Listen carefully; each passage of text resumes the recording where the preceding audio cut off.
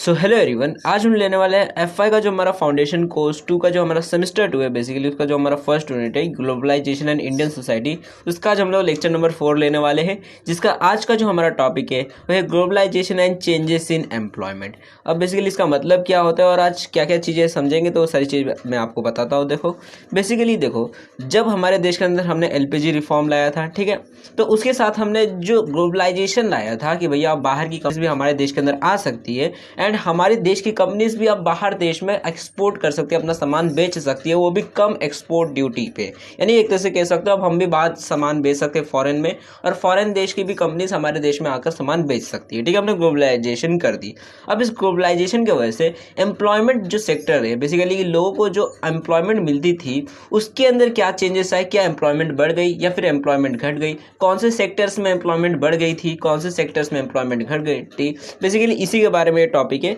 कि ग्लोबलाइजेशन की वजह से एम्प्लॉयमेंट में क्या क्या चेंजेस हमको दिखाई दिए हैं। ठीक है, तो इसी के बारे में देखेंगे। उसके बाद ये भी देखेंगे कि देखो ये एलपीजी रिफॉर्म हमने लाया था तो इसके वजह से माइग्रेशन भी हुआ था, तो माइग्रेशन की वजह से क्या क्या प्रॉब्लम्स हुए थे या फिर क्या क्या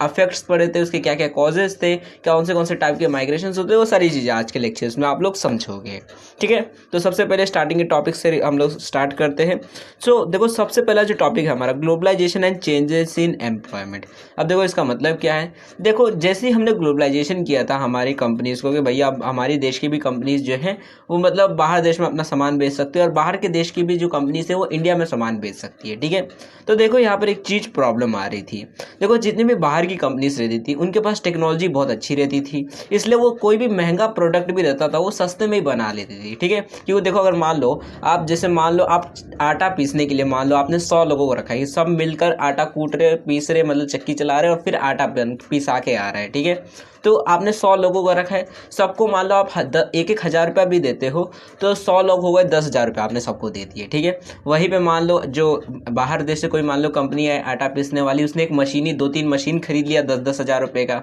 अब उसने सिर्फ एक ही बार मान लो 20,000 रुपये लगाकर 2 मशीन खरीद ली, अब उसको हर महीने उस मशीन के लिए पैसे देने की जरूरत ही नहीं है। तो ऐसे टाइम पर देखोगे तो जो फॉरेन कंपनीज रहते थी वो टेक्नोलॉजी की मदद से सस्ते दामों में ही प्रोडक्ट्स को बेच देती थी, लेकिन इंडिया की कंपनी को घाटा होता था। तो ऐसे टाइम पर बेसिकली उनको करना थी कि देखो हम कुछ ऐसी टेक्निक इस्तेमाल करें कि हमारे पास ये जो कॉस्ट हमारा बहुत ज़्यादा लग रहा है, हमारा खर्चा ज़्यादा लग रहा है, जिसकी वजह से हमें अपना प्रोडक्ट महंगा बेचना पड़ता है और लोग फिर हमारे प्रोडक्ट को खरीदते नहीं है क्योंकि बहुत महंगा है इसीलिए। तो इसलिए हमने क्या किया कि हमने अपने कॉस्ट को कम करने के लिए लीन एंड मीन पॉलिसी को अपना लिया, जिसकी वजह से काफ़ी सारे ड्रास्टिक इफेक्ट्स दिखे हमें एम्प्लॉयमेंट के अंदर ऑर्गेनाइजेशंस के। ठीक है,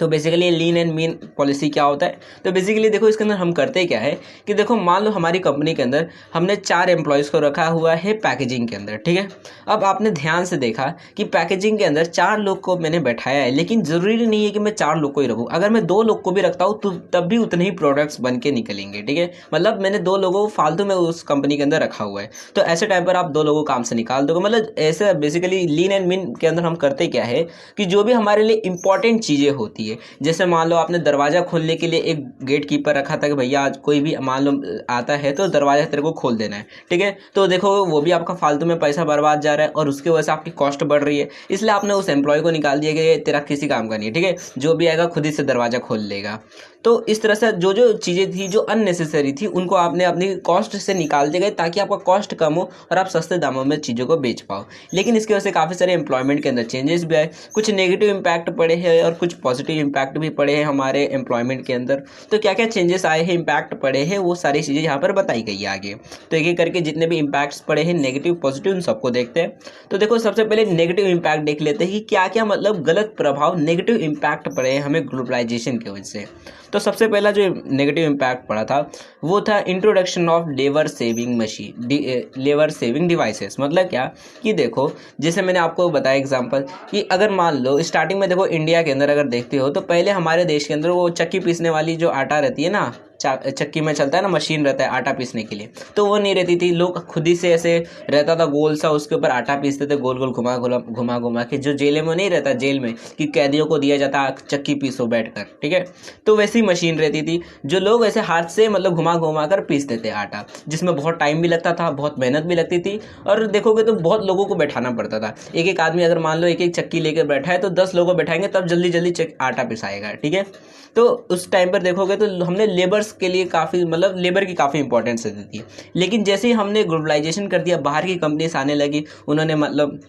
चक्की पीसने वाली मशीन लेके आ गई कि भैया अब लेबर्स की कोई ज़रूरत नहीं है, हम इस मशीन से ही चक्की पीस देंगे, मतलब आटा पीस देंगे। जो मान लो लेबर दिन भर जितना आटा पीसता था, अगर मान लो 10 लेबर्स को हमने रखा कि 10 लोग को रखे, दिन भर जितना पीस कर वो आटा पीसते थे, उतना मशीन जो रहती थी वो आधे घंटे में पीस देती थी। उसमें पैसा भी बच रहा था हमारा। एक बार पैसा मान लो 20-30 हज़ार रुपये का मशीन खरीद लो और फिर चलाते रहो उसको, कोई टेंशन नहीं है। तो ऐसी मशीनों की वजह से देखोगे तो फ़ायदा तो हो रहा था कंपनीज़ को, काफ़ी ज़्यादा प्रॉफिट उनका बढ़ रहा था, लेकिन लोगों की एम्प्लॉयमेंट छीनी जा रही थी इन लेबर सेविंग मशीन्स की वजह से। ठीक है, सो बेसिकली ये मतलब एक पहला इम्पैक्ट पड़ा था, नेगेटिव इम्पैक्ट, कि ये जो लेबर सेविंग मशीन्स जो थी ये आ गई थी ग्लोबलाइजेशन की वजह से। तो ये इसकी वजह से काफ़ी लोगों की जो एम्प्लॉयमेंट है वो मतलब छीनने लगी थी। ठीक है, इसकी वजह से काफ़ी सारी इंडियन कंपनीज़ भी जो थी उन्होंने अपने मतलब बेसिकली जो जितने भी कर्मचारी लोग थे, उनके जो कंपनी में एम्प्लॉयज़ लोग थे, काफ़ी सारे एम्प्लॉयज़ को निकाल दिया कंपनी से, इसीलिए कि भैया हमारे पास ये ऑटोमेटिक मशीन आ गई है, यही काम कर देगी, अब लोगों की हमें ज़रूरत नहीं है एम्प्लॉयज़ की। जैसे कि काफ़ी सारी कंपनी जैसे ह्यूल, Glaxo, Tata steel, Johnson and Johnson, Philips India, Bajaj auto, ये सारी कंपनीज जो थी इन्होंने अपने जो एम्प्लॉयज़ थे उनको वॉलंटरी रिटायरमेंट स्कीम या फिर जो कंपल्सरी रिटायरमेंट स्कीम है उसके तहत 1990 से ही शुरुआत कर दी कि भैया अब कंपनी से लोगों को निकालो। ठीक है, अब ज़रूरत नहीं है एम्प्लॉयज़ की, हम मशीन्स की मदद से काम करेंगे। ठीक है, जैसे कि अब बजाज ऑटो है तो वहाँ पर देखो काफ़ी सारी मशीनें रहती है जो ऑटोमेटिकली बॉडी मतलब जो गाड़ी के पार्ट्स रहते हैं, ऑटोमोबाइल्स या फिर कोई भी जो भी पार्ट्स रहते हैं वो ऑटोमेटिकली पार्ट्स जो रहते हैं वो असेंबल कर देते हैं, तो लेबर्स की उतनी ज़रूरत नहीं है वहाँ पर। तो ऐसी जो लेबर सेविंग मशीन्स हैं उनकी वजह से लोगों को कंपनी से निकाला जाना शुरू हो गया, जिसकी वजह से लोग अनएम्प्लॉयड हो गए, लोगों की एम्प्लॉयमेंट छीन ली गई। तो ये पहला नेगेटिव इम्पैक्ट पड़ा। दूसरा नेगेटिव इम्पैक्ट ये पड़ा कि negative growth of employment in public sector. जैसे कि देखो हमने बताया था कि जब हमने लिबरलाइजेशन मतलब एलपीजी रिफॉर्म जब हमने लाया था तो उस टाइम पर हमने अपनी जितनी भी सरकारी कंपनीज थी उनको डिसइन्वेस्टमेंट कर दिया था कि अब सरकारी पैसे मतलब सरकारी कंपनी से हमने पैसे निकाल दिए थे और उसको प्राइवेट कर दिया गया था। ठीक है, अब प्राइवेट करने की वजह से हुआ क्या, देखा गया, बेसिकली जब चेक किया गया तो पता चला कि देखो जब हमने 1991 में अपनी कंपनीज को डिसइन्वेस्ट किया था, मतलब अपनी कंपनी से अपना पैसा निकाल कर उसको प्राइवेट कर दिया गया था, तो उस टाइम पर हमारी कंपनी में करीब 1,90,000 मतलब बेसिकली 191 लाख लोग जो थे वो काम करते थे, हमारी जितनी भी पब्लिक सेक्टर कंपनीज थी। ठीक है, लेकिन जब 2013 में चेक किया गया कि अब कितने लोग काम करते हैं तो उस टाइम में पता चला कि भैया अब तो जो है सिर्फ और सिर्फ 1,76 लाख ही लोग काम करते हैं, यानी बाकी के जो लोग थे उनको कंपनी से निकाल दिया गया था। क्यों? क्योंकि देखो कंपनी जो थी वो प्राइवेट हो गई थी, और प्राइवेट कंपनी में क्या होता है, अगर आप अच्छे से काम नहीं करो, मान लो काम चोरी कर रहे हो, मान लो जैसे मैन्युफैक्चरिंग के अंदर आप कुछ नहीं कर रहे हो, बैठे हुए चुपचाप से, आपको बोला गया ये मैन्युफैक्चरिंग करना, आप कुछ नहीं कर रहे हो, आप काम चोरी कर रहे हो, ये सोच के भैया मैं तो सरकारी कंपनी में काम कर रहा हूँ, तो ऐसे टाइम पर वो प्राइवेट क्योंकि वो कंपनी बन चुकी है तो वहाँ से जितने भी लोग रहेंगे जो अच्छे से काम नहीं कर रहे तो उनको निकाल दिया गया था। तो इसलिए देखा गया कि भैया मतलब ये नेगेटिव ग्रोथ रेट देखने को मिली कि जैसे हमने एलपीजी रिफॉर्म को लाया तो आने वाले कुछ सालों बाद जितने भी मतलब सरकारी कंपनीज थे उनमें से काफ़ी सारे एम्प्लॉयज़ को निकाल दिया गया, लाखों की तादाद में। ठीक है, और खास करके मैन्युफैक्चरिंग इंडस्ट्री में, उसके बाद आता है कंस्ट्रक्शन, फिर transport, communication, electricity, gas, water supply, ऐसी जो इंडस्ट्रीज थी यहाँ पर काफ़ी ज़्यादा लाखों की तादाद में लोगों को निकाल दिया गया था, अनएम्प्लॉयड कर दिया गया था, मतलब कंपनी से निकाल दिया गया था, ये तो किसी काम का नहीं है, निकल इधर से।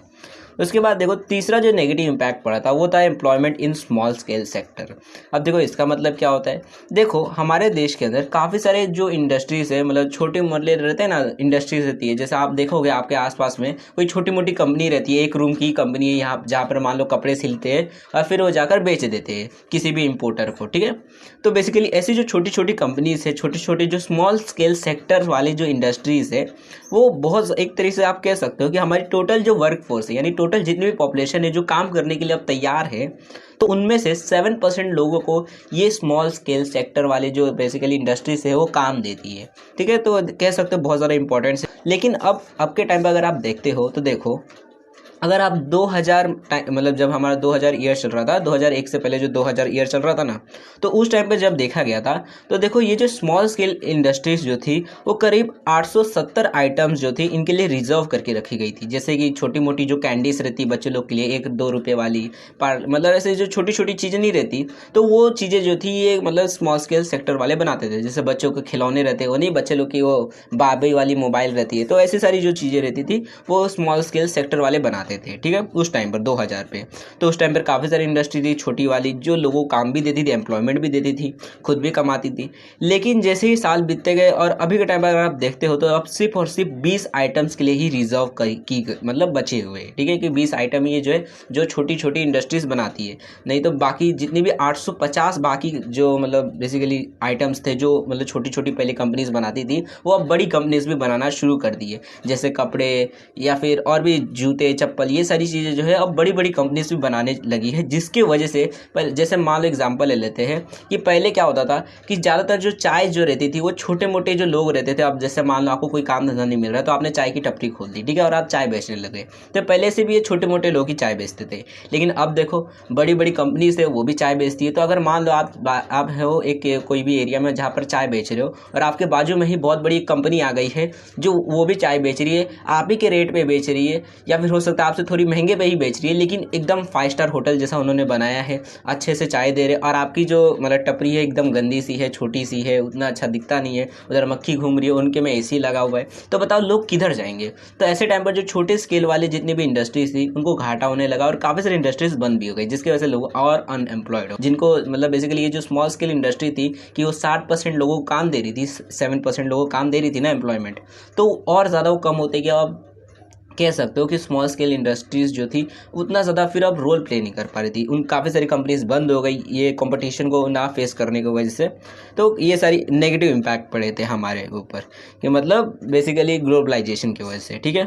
उसके बाद देखो अब बेसिकली कुछ पॉजिटिव इम्पैक्ट भी पड़े थे हमारे, ठीक है, ऐसा नहीं है कि सारी गलती चीज़ें हुई थी, काफ़ी सारी अच्छी चीज़ें भी हुई थी एम्प्लॉयमेंट सेक्टर के अंदर। आप देखोगे तो ज़रूरी नहीं है कि खाली ख़राब चीज़ें हुई थी, काफ़ी सारी अच्छी चीज़ें भी हुई थी। जैसे कि देखो सबसे पहला जो पॉजिटिव इम्पैक्ट पड़ा था वो ये था कि देखो employment in the service sector, यानी क्या कि देखो बाकी सारे सेक्टर्स में देखोगे तो उतना एम्प्लॉयमेंट नहीं बढ़ा था, या फिर कुछ सेक्टर्स में तो एम्प्लॉयमेंट उतना कम हो गया था, लेकिन आप सर्विस सेक्टर को अगर देखते हो तो वो काफ़ी ज़्यादा बढ़ गया था। जैसे आईटी इंडस्ट्री काफ़ी ज़्यादा आने लगी थी। आईटी इंडस्ट्री जो है जैसे सॉफ्टवेयर बनाने की कंपनी, तो वो बेसिकली वो सर्विस देने का काम करती है, ठीक है, वो कंपनी जो रहती है। तो ऐसी जो सर्विस सेक्टर वाली जो इंडस्ट्रीज थी वो काफ़ी ज़्यादा उनके अंदर मतलब एम्प्लॉयमेंट बढ़ने लग गया। लोग जैसे कि मतलब जैसे सॉफ्टवेयर इंजीनियर बनने लगे, लोग मतलब वेब डिज़ाइनर बनने लगे, ये सारे काम करने लगे, जिसके वजह से सर्विस सेक्टर जो था वहाँ पर एम्प्लॉयमेंट धीरे धीरे बढ़ने लग गया, ठीक है। तो ये पहला मतलब पॉजिटिव इम्पैक्ट पड़ा था। अगर आप रिपोर्ट के हिसाब से देखते हो मतलब बेसिकली कि अगर 1991 में हम लोग देखें तो उस टाइम पर हमारे इंडिया के अंदर जो थे बेसिकली टोटल जितनी भी सर्विसेज थी कि सर्विस सेक्टर जो था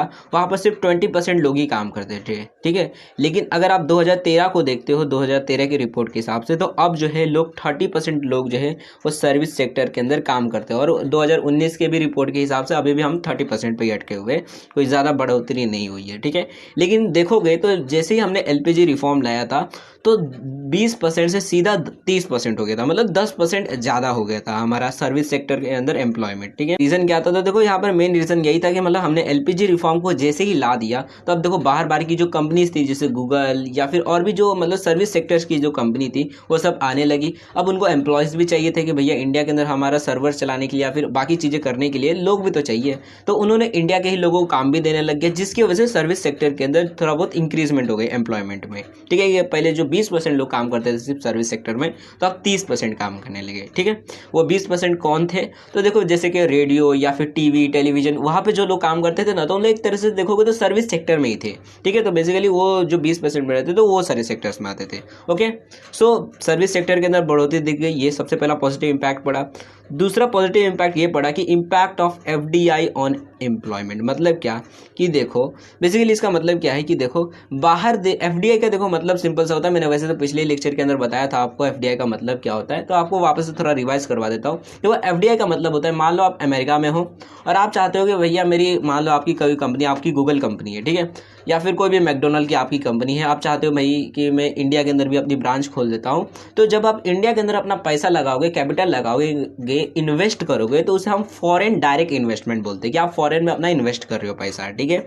वैसे ही उसी को बेसिकली हम बोलते हैं। तो अब क्योंकि देखो हमने एलपीजी रिफॉर्म ला दिया था, हमने WTO का जो एग्रीमेंट था, ट्रिप्स एग्रीमेंट और ट्रिम्स एग्रीमेंट जो था, उन सबको हमने एग्रीमेंट बेसिकली हमने वो जो एग्रीमेंट्स थे उन सबको हमने साइन भी कर दिया था इंडिया ने कि हाँ भाई ठीक है, अगर मान लो बाहर से कोई कंपनी आती है तो उसकी हम रक्षा करेंगे, उसका ध्यान हम देंगे, सारी चीज़ें करेंगे हम लोग। तो एग्रीमेंट साइन हो गया था। ऊपर से हमने बेसिकली वो जो हमारा फेमा एक्ट था, जो फेमा एक्ट था 1999 का, वो भी हमने ला दिया था, जिसकी वजह से अब और ज़्यादा लोगों जो थे, जितने भी लोग बिजनेस करने आते थे उनको और ज़्यादा फ्रीडम मिल गई थी। अब वो आराम से मतलब जो भी उनको बिजनेस करना रहता था वो कर सकते थे, कोई भी अब रुकावट नहीं थी फॉरेन डायरेक्ट इन्वेस्टमेंट से रिलेटेड। तो इस वजह से अब क्योंकि कोई भी रिस्ट्रिक्शन नहीं थी इन्वेस्टमेंट से रिलेटेड, जिसकी वजह से FDI बहुत ज़्यादा बढ़ने लगी। अब बाहर की जो कंपनीज रहती थी वो इंडिया में आने लगी फटाफट से, जिसकी वजह से क्योंकि अब बाहर की कंपनीज आ रही थी। तो अब जैसे मान लो पेप्सी कंपनी आ गई, तो उन्होंने अपनी इधर ब्रांच खोल ली, इधर के लोगों को बुलाए, भैया आइए हमारी कंपनी में काम कीजिए, तो उन लोगों को एम्प्लॉयमेंट भी दी। तो जैसे जैसे बाहर की कंपनीज हमारे देश के अंदर आने लगी, जिसकी वजह से लोगों को काम भी मिलने लगा, एम्प्लॉयमेंट भी बढ़ गई। तो ये दूसरा फ़ायदा था कि भैया FDI जो थी, बाहर के जो लोग थे जब हमारे देश के अंदर इन्वेस्टमेंट करने लगे, वहाँ पर जैसे मान लो मैकडोनल्ड है और मैकडोनल्ड इंडिया के अंदर अपनी ब्रांच खोल देगा, तो यहाँ पर उसको एम्प्लॉय भी तो चाहिए जो मैकडोनल्ड के अंदर काम करे, तो वो इंडिया के लोगों को ही लेगा, और इंडिया के लोगों को जब अपने कंपनी के अंदर काम देगा तो एक तरह से देखो तो उनको एम्प्लॉयमेंट मिल जाएगी। तो FDI की वजह से एम्प्लॉयमेंट बढ़ने लग गई, ठीक है, मिलने लग गई लोगों को। तो ये दूसरा इम्पैक्ट पड़ा था पॉजिटिव। देखो तीसरा जो पॉजिटिव इम्पैक्ट पड़ा था हमारे ऊपर वो था इंक्रीज इन कॉन्ट्रैक्चुअल वर्कर। अब इसका मतलब क्या होता है, देखो जब तक हमारे देश में ग्लोबलाइजेशन नहीं आया था तो उस टाइम पे क्या चलता था, जैसे मान लो आपकी कंपनी है तो आपकी कंपनी के अंदर एक ट्रेड यूनियन रहता है। ट्रेड यूनियन का मतलब बेसिकली जो भी वर्कर्स है उनका ग्रुप रहता था जो मिलकर आपकी कंपनी में काम करते थे, ठीक है, आपकी कंपनी में मतलब सारे वर्कर्स मिलकर काम करते थे। तो अगर मान लो आपकी कंपनी जो है आज छुट्टी पे, मतलब संडे है, ठीक है, अब अर्जेंट आपकी कंपनी में काम आ जाता है, ठीक है, कोई मान लो क्लाइंट है जो बोलता है नहीं मेरे को आज ही के दिन चाहिए, और संडे है, संडे के दिन सारे वर्कर्स घर पे है, छुट्टी का दिन है। अब ऐसे टाइम पर क्या होता था कि उस टाइम पर कि कोई भी फिर अल्टरनेटिव नहीं मिलता था कि अब क्या करें, ठीक है, कि सारे वर्कर्स तो घर पे, या तो उन लोगों को बहुत ज़्यादा बुलाओ कि भैया आ जाओ, हम तुमको एक्स्ट्रा पैसा देंगे, प्लीज़ आ जाओ, और फिर उतना भीख मांगने के बाद एक दो आ जाते थे, तब जाकर आपका काम होता था।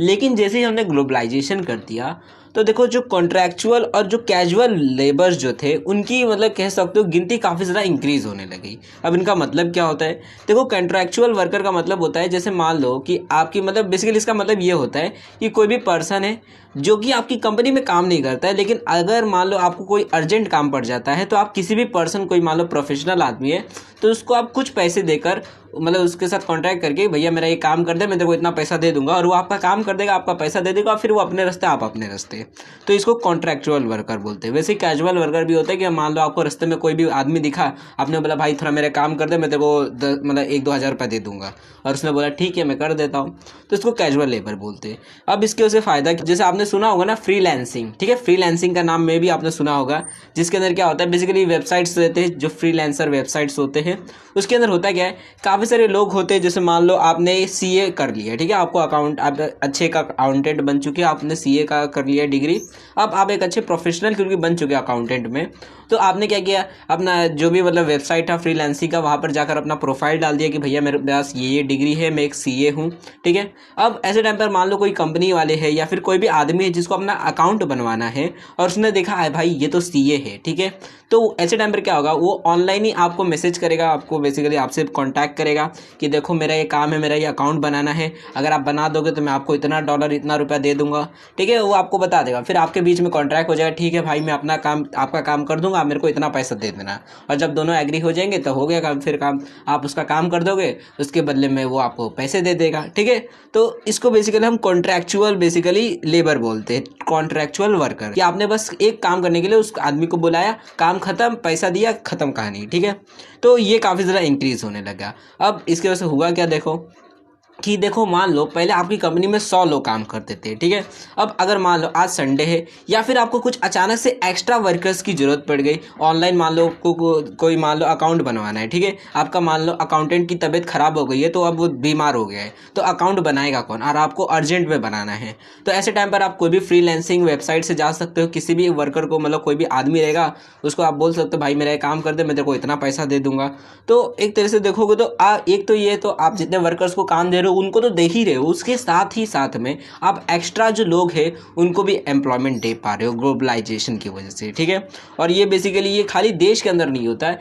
बेसिकली कॉन्ट्रैक्चुअल वर्कर में होता क्या है, जैसे अगर मान लो आप इंडिया में हो तो इंडिया में रहते हुए आप चाहो तो कोई फॉरेन आदमी के लिए भी काम कर सकते हो। यानी क्या कि कॉन्ट्रैक्चुअल वर्कर्स के मतलब बेसिकली इसकी वजह से क्या हुआ है ग्लोबलाइजेशन की वजह से, कि अगर मान लो अमेरिका में कोई आदमी है जिसको कुछ करवाना है, काम करवाना है, मान लो कोई डॉक्यूमेंट बनाना है, कोई अकाउंट करवाना है, और आप सीए हो, आपने एक फ्रीलांसिंग वेबसाइट में डाल दिया है अपना प्रोफाइल, तो ऐसे टाइम पर वो अमेरिका से जो बैठा हुआ आदमी है वो भी आपको कॉन्टैक्ट कर सकता है, आपके साथ लेन देन की बात कर सकता है, और फिर आपका वो काम मतलब आपसे वो काम निकलवा लेगा और आपको पैसे दे देगा। ठीक है,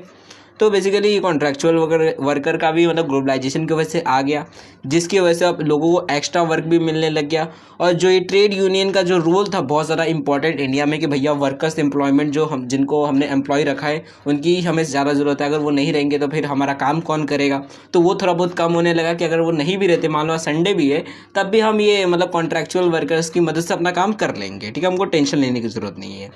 तो ये तीसरा फ़ायदा था। ठीक है, कि मतलब कॉन्ट्रैक्चुअल वर्कर्स हमको मिल गए ग्लोबलाइजेशन की वजह से। मे बी आपको ये मतलब पॉजिटिव इम्पैक्ट भी समझ आ गए होंगे।